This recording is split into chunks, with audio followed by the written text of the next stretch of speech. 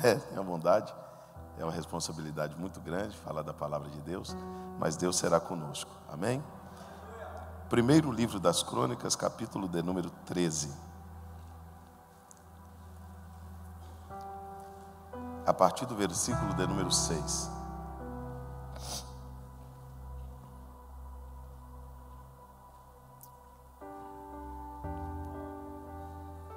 Davi e todo Israel subiu para Balaá, isto é, para Quiriate Jearim, a qual pertencia a Judá, para de lá trazer a arca de Deus, o Senhor que habita entre os querubins, sobre a qual é invocado o seu nome. E eles carregaram a arca de Deus em um carro novo da casa de Abinadab, e Uzá e Aiô conduziam a arca. E Davi e todo Israel se alegravam diante de Deus com todas as suas forças, com cânticos. Toda igreja repita comigo: com cânticos, com harpas, com saltérios, com adufes, com símbolos e com trombetas. Versículo 9. E quando eles chegaram à eira de Quidom, Uzá estendeu a mão para segurar a arca, porque os bois tropeçavam. E a ira de Deus se acendeu contra Uzá e o feriu, porque pôs a sua mão na arca, e ali ele morreu diante de Deus. E Davi ficou aborrecido, porque o Senhor havia feito uma fenda em Uzá, porquanto aquele lugar até hoje é chamado de Pérez Uzá. E Davi naquele dia teve medo do Senhor e disse: como trarei a mim a arca de Deus? Amém. Pode tomar o seu assento, meus irmãos.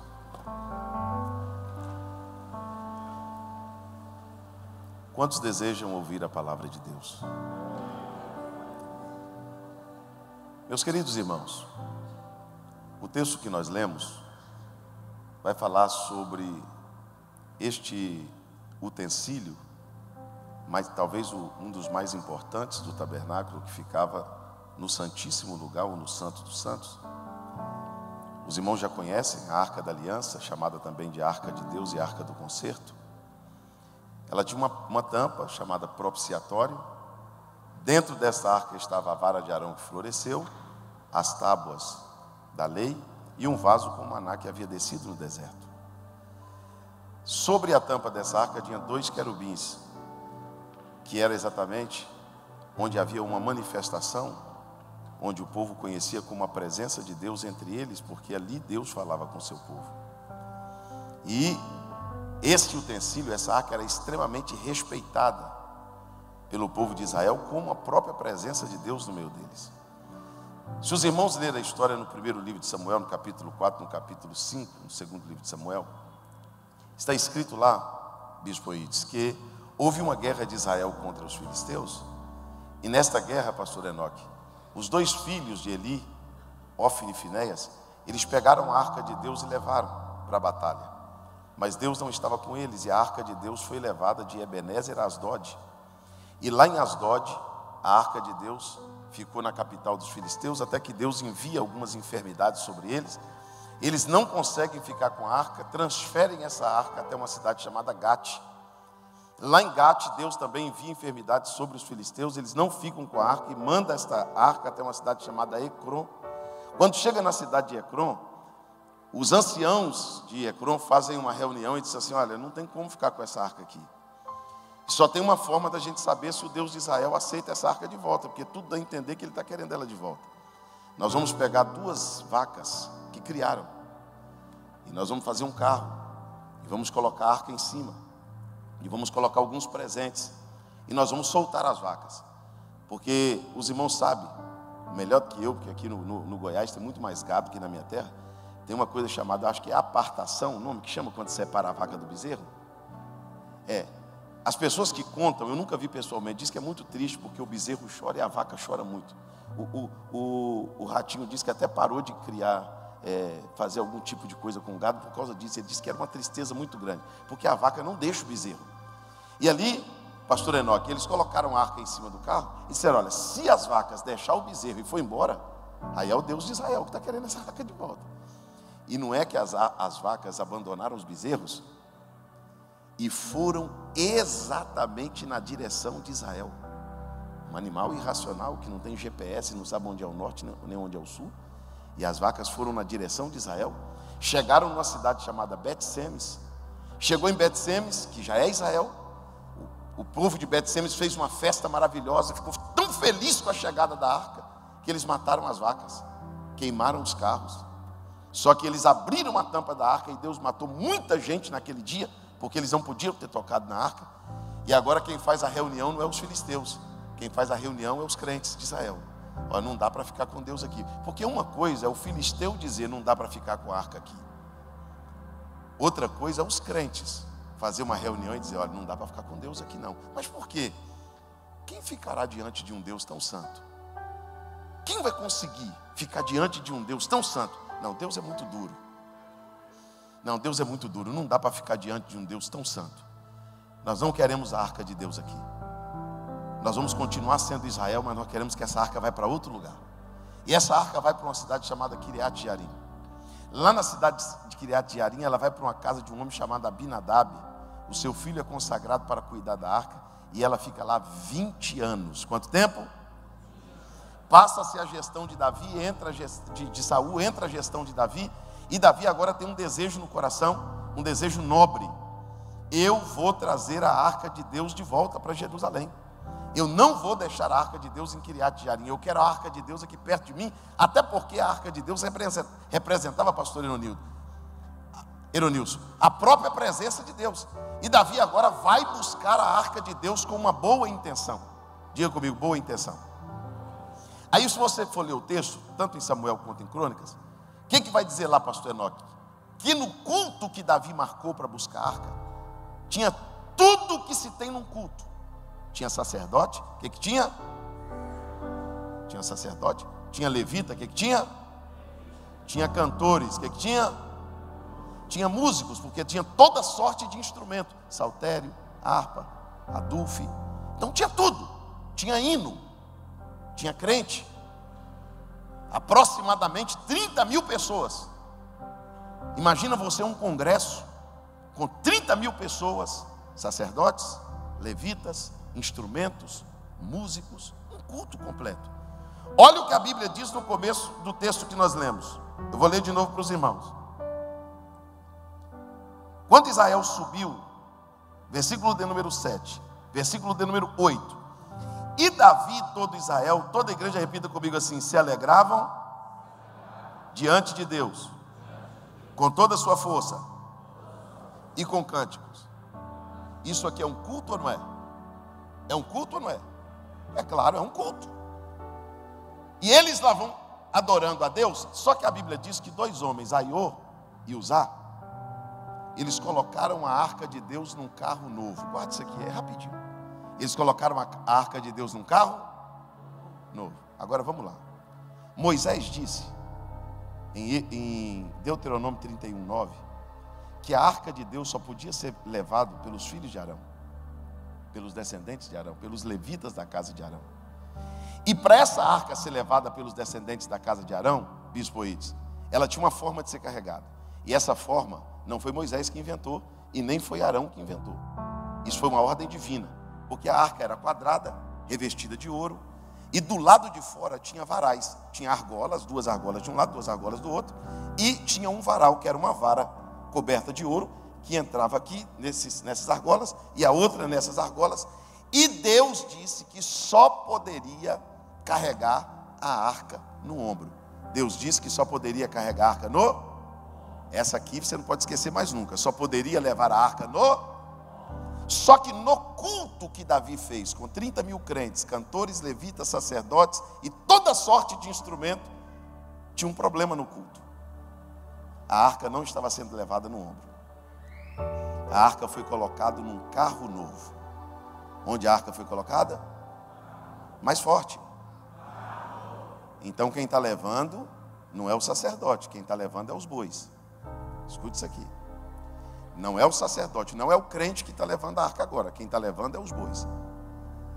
O evangelho, começa a entrar em decadência quando o crente tira a responsabilidade dos ombros e transfere ela. Aí quando o evangelho fica sem cruz, sem peso, sem ensino, sem doutrina, sem responsabilidade, sem cobranças, sem confrontos, é porque saiu do ombro, a arca saiu do ombro. Aí a arca foi para o carro. Agora deixa eu te dizer aqui uma coisa. Quando eles fizeram um carro novo para a arca, nós precisamos voltar no texto atrás, porque o texto diz, bispo Eides, que quem fez um carro para colocar a arca em cima foi os filisteus. Quem fez o carro? Então Aiô e Uzá estavam imitando quem? Estava imitando quem? É outra decadência. A igreja entra em decadência quando a gente começa a imitar os filisteus, fazer o que os filisteus fazem. Aí nós começamos a perder nossas características, porque em vez deles cantar nossos hinos, nós cantamos as músicas deles. Em vez deles copiarem o nosso culto, nós copiamos a forma deles, das festas deles. Aí nós vamos ficando desconfigurados. E a arca de Deus foi colocada dentro de um carro novo. Pastor, Deus tem alguma coisa contra o novo? Não. Deus não tem nada contra a modernidade, mas Deus tem tudo contra o mundanismo, porque a modernidade não é do diabo, mas o mundanismo é. Fizeram um carro novo para a arca e a Bíblia diz que os sacerdotes tocavam ou guiavam.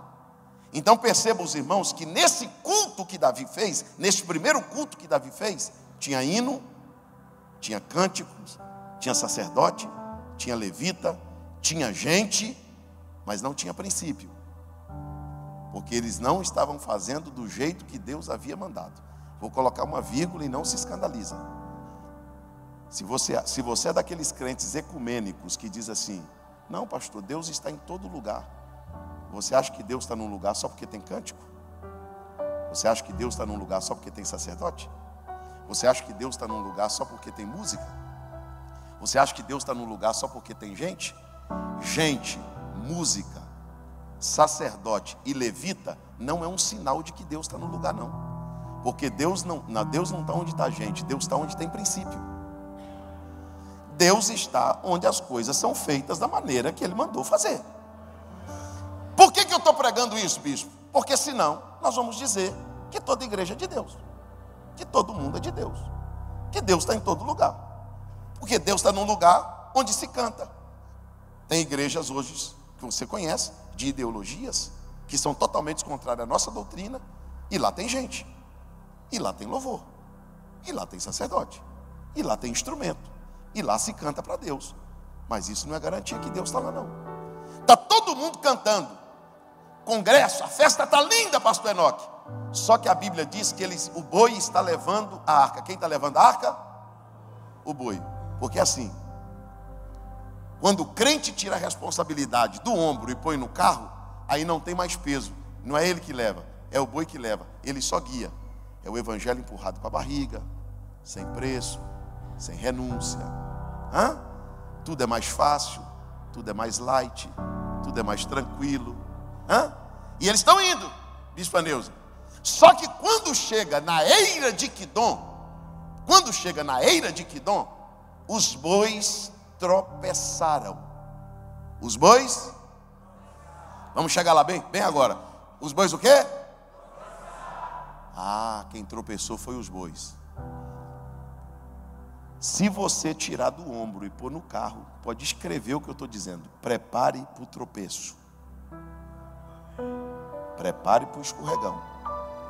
Porque Deus não garante a arca no carro, Ele só garante a arca no ombro. Pastor, por que os bois tropeçaram? Porque Deus não garante boi, Deus só garante o sacerdote. Se você fizer do jeito que Deus mandou, o diabo pode pôr uma arapuca, um laço, uma casca de banana debaixo do teu pé, o terreno pode ser escorregadio, você vai passar com a arca no ombro e não vai cair. Levanta comigo as suas duas mãos aos céus, bem alto, bem alto. Se você fizer do jeito que Deus estabeleceu, não vai ter tropeço e não vai ter queda. Agora não põe no carro não, porque se pôr no carro o boi vai tropeçar na eira. O boi vai escorregar na eira. Eu sei que nós estamos num culto de ensino, eu sei. Não é nem o teu costume fazer isso, mas só para me ajudar. Pergunta para o teu irmão: e aí, irmão, a arca na tua vida está no carro ou está no ombro? Quem está levando a arca aí? É o boi que está levando ou é você que está levando? Se você entrou aqui essa noite dizendo assim: pastor, está pesado, mas eu estou levando. Tem restrição, mas eu estou levando. Tem que renúncia, mas estou levando. Pastor, tem que vencer o mundo, mas eu estou levando. Tem que vencer o pecado, mas eu estou levando. Parabéns, a arca ainda está no ombro. E quando a arca ainda está no ombro, pastor Enoque, Deus garante. Você acredita que Deus vai te garantir porque você está fazendo do jeito certo? Você acha que as pessoas que não tropeçam porque são perfeitas? Ou porque são mais fortes? Não, irmão, é porque eles têm princípios. É porque eles entraram dentro de um padrão divino, de uma forma que Deus estabeleceu. Uma vez que você faz isso, Deus te guarda.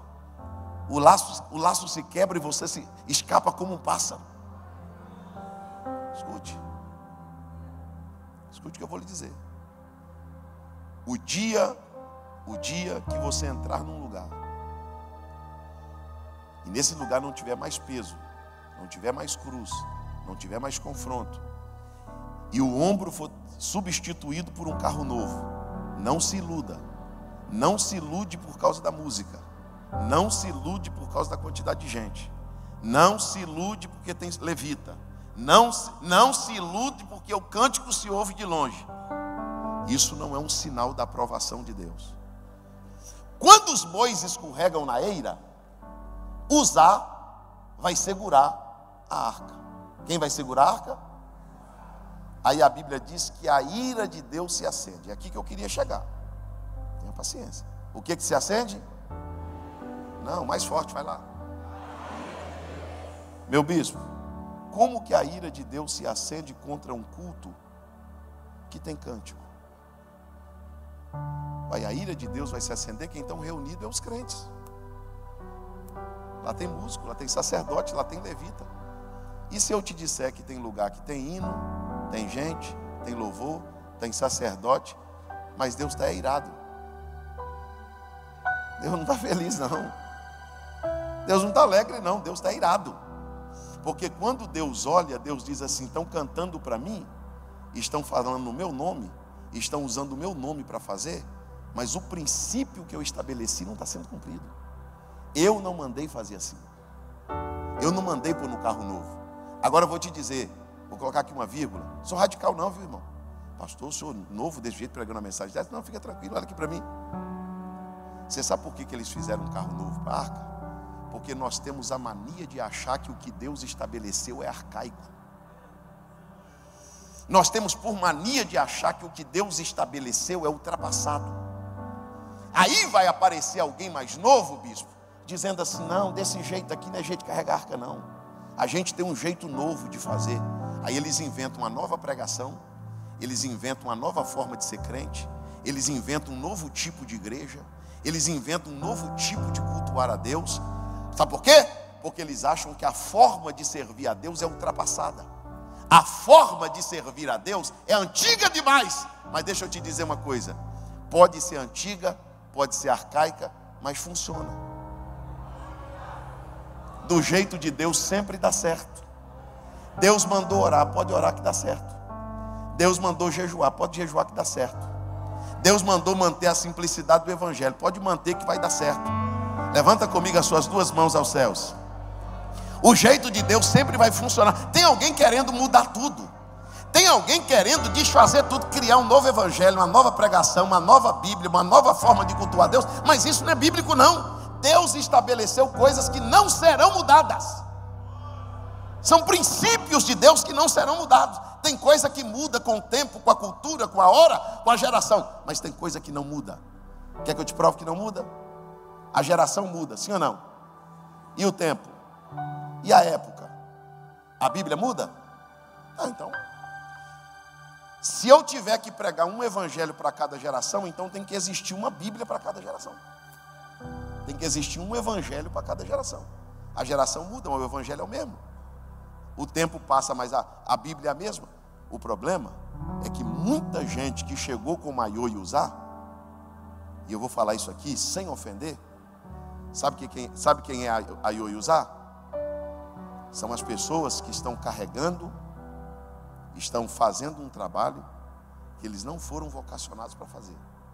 E por eles não ser vocacionados para fazer, eles estão no lugar errado, eles não têm sentimento de um vocacionado, eles não têm o espírito de um vocacionado, eles não têm o coração de um vocacionado, eles não têm o respeito de um vocacionado, eles não têm o temor de um vocacionado. Até porque, se eles eram sacerdotes, eles sabiam uma forma de carregar. Sabiam ou não sabiam? Mas mesmo sabendo, eles não fizeram. Porque tem gente que sabe, mas ele diz assim: mesmo sabendo eu mudo, mesmo sabendo eu faço do meu jeito. E aí sabe o que aconteceu? Deus mata Uzá. Quando Deus mata Uzá, quem mata Uzá? Ah, então tudo bem. Ainda bem que você acredita na Bíblia, porque quem matou Uzá não foi o diabo. Quem matou Uzá foi Deus. Está escrito que a ira de Deus se acendeu e foi Deus que matou. Quando Deus mata Uzá, Davi fica triste. Davi fica aborrecido. Davi fica aborrecido.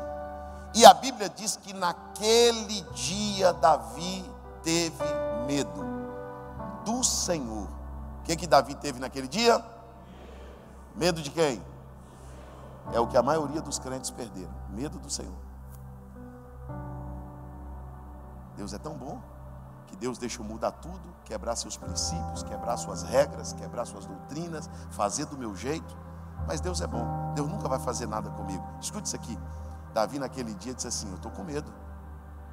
Eu estou com medo porque eu faço um culto para Deus, eu faço um congresso para Deus. Eu estou com 30 mil pessoas aqui adorando a Deus, e Deus vem aqui no culto só para matar a gente. Eu pensei que Deus estava alegre no meio da gente, se alegrando. Deus veio que só matar Uzá e foi embora. Aí a Bíblia diz que a arca vai para a casa de Obed-Edom, bispa Neuza. Fica lá 3 meses. E muda toda a história da família de Obed-Edom. Vou ler para vocês. Capítulo de número 15. E Davi fez para si casas na cidade de Davi, e preparou o lugar da arca de Deus, e armou para ela uma tenda. Então disse Davi: ninguém deve carregar a arca, senão os levitas, porque o Senhor os escolheu para carregar a arca de Deus, e para sempre ministrar diante dele. Olha aqui. Quando Davi volta 3 meses depois para buscar a arca, Davi marca o segundo culto. Fecha a Bíblia, diga comigo: segundo culto. Diga mais forte. Pastor, como foi o segundo culto? Davi agora volta com um grupo de pessoas, bispo Oides, que estavam dispostas a levar a arca no... Porque se você acha que é todo mundo que quer levar no carro, você está enganado. Tem um grupo de gente séria querendo fazer do jeito que Deus mandou. Tem um grupo de crentes sérios dizendo: a Bíblia ainda é a nossa regra de fé. Levanta comigo as 2 mãos aos céus. Tem gente aborrecido com a Bíblia, aborrecido com a forma de Deus. Escute isso aqui. Mas existe um grupo de gente séria, crente, temente a Deus, que ama a sua palavra. Gente que entrou aqui essa noite, alguns de vocês estão aqui, e vocês estão dizendo: pastor, pode ser pesado, pode ter cruz, pode ter proibições, regras, mandamentos, não tem problema. Eu estou disposto a fazer da maneira que Deus mandou fazer. Tem alguém aqui disposto a fazer da maneira que Deus mandou fazer? Levante as tuas mãos e glorifique a Deus.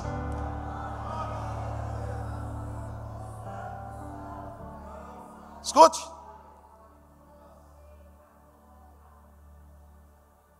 Bispo Oides, o primeiro culto era um culto legal. Era um culto o quê? Legal. Os irmãos perceberam que muitas igrejas hoje, elas não têm nenhum nível de espiritualidade, mas elas são igrejas legais. Eu chamo de igreja social. Você chega lá, todo mundo se beija, se abraça, come. É legal ver filme. Todo mundo é legal, é um ambiente legal. Não tem bebida, não tem maconha, não tem nada. Mas também não tem oração, não tem revelação, não tem profecia, não tem Deus. Você chega e diz assim: Jesus é até legal, mas a presença mesmo aqui eu não estou sentindo nada. Porque a igreja não foi chamada para ser legal. Paulo diz que quando nós nos reunimos, tem salmo, é doutrina, é ciência, é revelação, é presença de Deus. Escuta aqui, não, olha para mim, não se ofenda não. Eu não tenho que entrar num culto e dizer, poxa, que culto legal, que música top, que iluminação. Não, a igreja não é para isso não. Esse é o último elogio que a igreja tem que receber. Pode ser uma tapera, pode ser uma catedral. O crente tem que sair do culto dizendo, que culto, que palavra, que presença, que seriedade. Você está entendendo isso? Diga glória a Deus. Então, cuidado para você não sair da igreja espiritual e passar a pertencer à igreja legal. Cuidado para você não fazer parte da caravana do carro novo, que tem música, tem saltério, tem trombeta, tem alaúde, mas Deus vai no culto só para matar. Estou fora. Segundo culto, meu amigo Josué Freitas, os levitas aparecem dizendo assim, pode botar no ombro que a gente leva. Irmão, pode ter certeza do que eu estou te falando. Tem gente que recusa ouvir a verdade, volta-se às fábulas, tem comichão no ouvido e não aceita ouvir a verdade, mas ainda tem crente que diz, fala Deus. Ainda tem crente que diz, eu quero ouvir uma mensagem, eu quero ouvir uma palavra, eu quero ouvir o meu pastor pregar. Você está aqui, irmão? Diga glória ao nome de Jesus. No segundo culto, pastor Enoque, os levitas agora, descendentes de Arão, levam a arca no ombro. Davi agora não está vestido da mesma maneira que ele estava no primeiro, porque no primeiro culto Davi foi como rei. Davi foi como? Mas no segundo culto a Mical até brigou, porque o Davi estava como servo.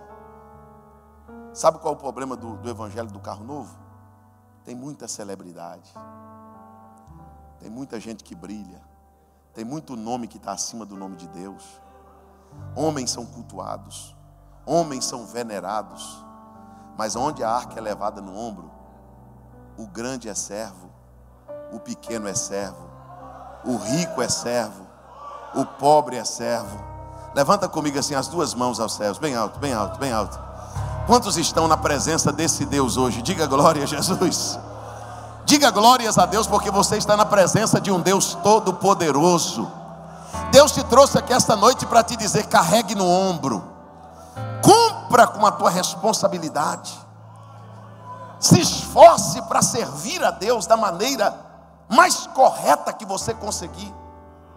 Davi, agora, ele vai adiante da arca. Olha que coisa interessante, aqui eu termino. Davi vai adiante da arca. A presença de Deus, pastor Enoque, é tão real, é tão precisa, é tão gloriosa, é tão notória, é tão visível no meio do povo, que a Bíblia diz que Davi vai na presença da arca bailando, dançando. Escuta, escuta. Na presença de quê? Na presença de quê? Porque no evangelho do carro novo, dança samba, dança funk, mas não é na presença da arca não.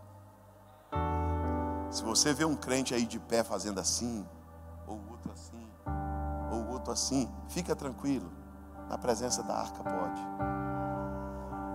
Se você vê um crente aí se alegrar, falar línguas, glorificar Deus, deixa ele em paz, na presença da arca pode. Tem gente que não levanta a mão para dar glória a Deus na igreja, mas se remelexe com as suas músicas mundanas. Não, levanta comigo as suas duas mãos aos céus. O primeiro culto, pastor Enoque, é o culto da brincadeira. O culto sem princípio, onde tudo é legal, onde tudo é uma brincadeira. O segundo culto é tão sério, que Davi está indo na presença da arca, pastor Orlando, dançando e saltando. Aí sabe quem observa Davi? Mical. Só que ela observa Davi da janela, e ela despreza Davi no seu coração. E ela chama Davi no particular e diz assim: Davi, que vergonha você se expor e ficar no meio do povo cantando, dançando, bailando. Davi olhou para ela e disse assim: você acha que eu fiz muito? pois eu me humilharei mais ainda. Me ajuda que eu estou terminando. Diga para o teu irmão assim: você está achando que eu fiz muito? Você não viu nada ainda, irmão. Vou fazer mais. Eu vou fazer mais do que isso. Quando Davi diz isso para Mical, a Bíblia diz que Deus secou o ventre de Mical para ela nunca gerar. Porque tem um grupo de pessoas que serão punidas por Deus por zombarem das coisas de Deus. Um grupo de gente que vive brincando com língua estranha, vive brincando com profecia, vive brincando. Quando vê um irmão meio alegre, fica de lá zombando, fazendo crítica, fazendo sátira. Cuidado. Cuidado para você não secar. Cuidado para você não secar. Escute isso aqui. Aí a Bíblia diz que Davi introduz a arca de Deus numa tenda. E aqui eu termino. Em uma tenda. O próprio Davi reclamou lá na frente, pastor Henrique, dizendo assim: eu moro num palácio e Deus está habitando numa tenda. Deixa eu te dizer uma coisa. É melhor uma tenda onde os crentes carregam a arca no ombro do que um palácio onde todo mundo leva na brincadeira. Davi preparou uma tenda para a arca, bispa Neuza, e a Bíblia diz que aquela tendinha simples, a arca foi introduzida dentro dela. A arca foi introduzida dentro da tenda. Eu quero que você se coloque de pé, se o bispo permitir. O senhor me permite, bispo? Eu já vou terminar.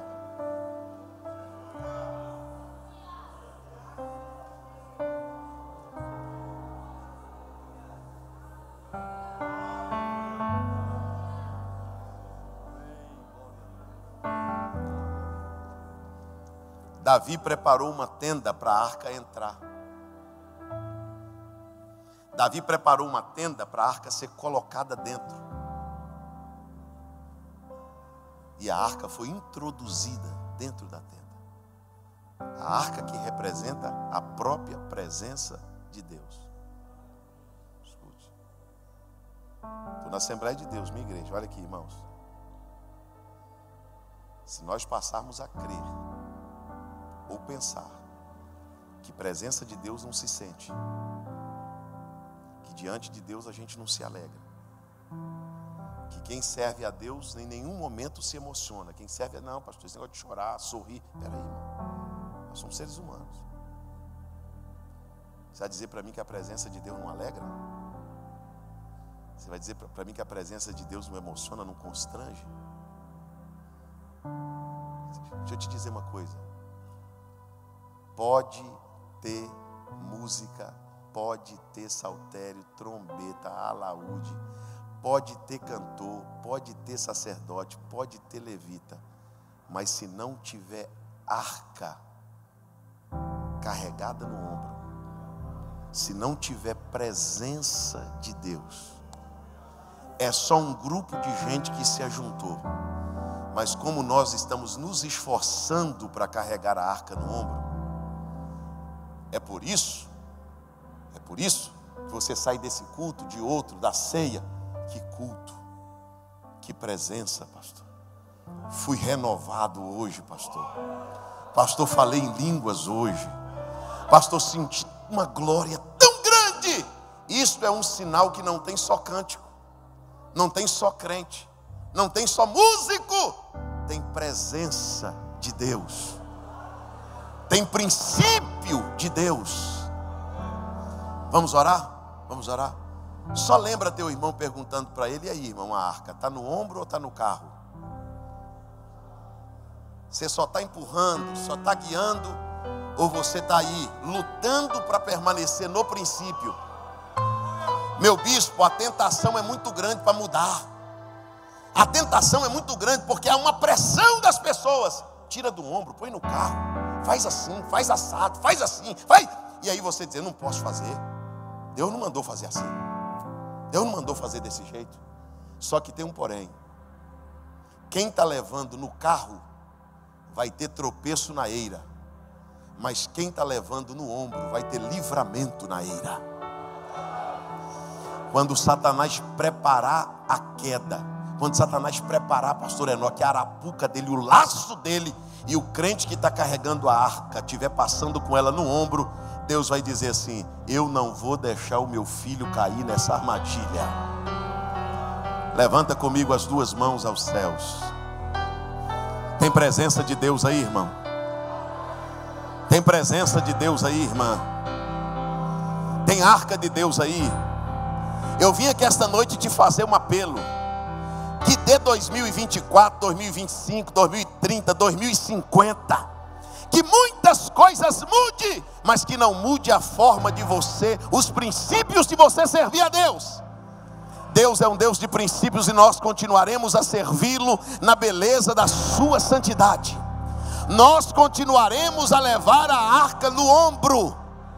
É um pouco mais difícil, é um pouco mais pesado, é um pouco mais doloroso, é um pouco mais restringido, é um pouco mais difícil, tem mais renúncia, tem uma série de coisas que outras pessoas não querem fazer, mas em compensação também tem mais presença, tem mais sinais. Levante as tuas mãos, feche os teus olhos. Só você que está levando no ombro, desfrute desta presença, desfrute desta graça. Jesus está dizendo: tu está me servindo, minha filha, mas você também não está só. Eu estou no teu louvor, eu estou na tua mensagem, eu estou no teu ministério. Você está levando no ombro, meu filho? Conta comigo, eu sou teu livramento, eu sou teu escudo, eu sou teu grandíssimo galardão. Você está levando no ombro, minha filha? É pesado, é árduo, é doloroso, mas eu vou ser contigo por onde quer que andares. Eu vou te livrar do laço do passarinheiro e da peste perniciosa. Tu não vai ter medo do terror da noite, nem da seta que voa de dia, nem da peste que anda na escuridão, e nem da mortandade que assola o meu dia. Deus vai te guardar em todos os teus caminhos. Glorifique o nome do Senhor Jesus. Amém.